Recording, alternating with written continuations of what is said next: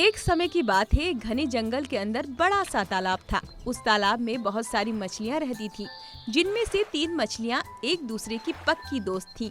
इन तीनों का स्वभाव बिल्कुल अलग था। इनमें से 2 बहुत समझदार थीं। पहली संकट आने के पहले ही अपना बचाव कर लेती थी, दूसरी संकट आने पर अपनी सुरक्षा कर लेती थी, जबकि तीसरी सब कुछ भाग्य पर छोड़ देती थी।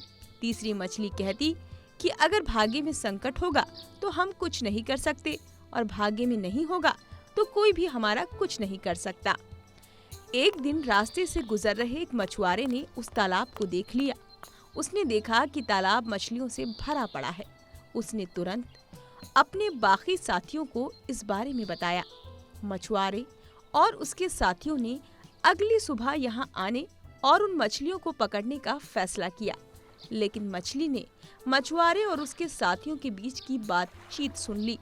उसने तुरंत तालाब में रहने वाली सभी मछलियों को इकट्ठा किया और सारी बात बता दी। पहली मछली बोली कि हो सकता है कि कल मछुआरे आकर हमें जाल में पकड़ कर ले जाएं। उससे पहले ही हमें ये स्थान छोड़ देना चाहिए।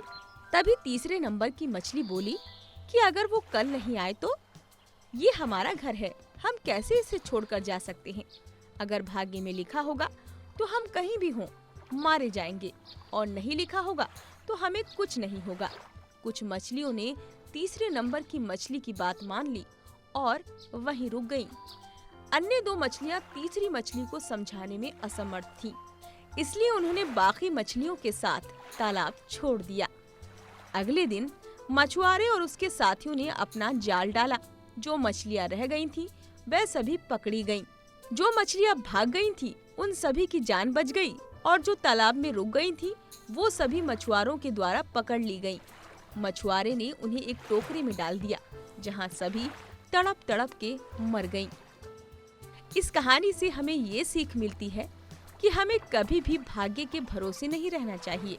संकट आने से पहले ही उसे दूर करने का उपाय सोच कर रखना चाहिए।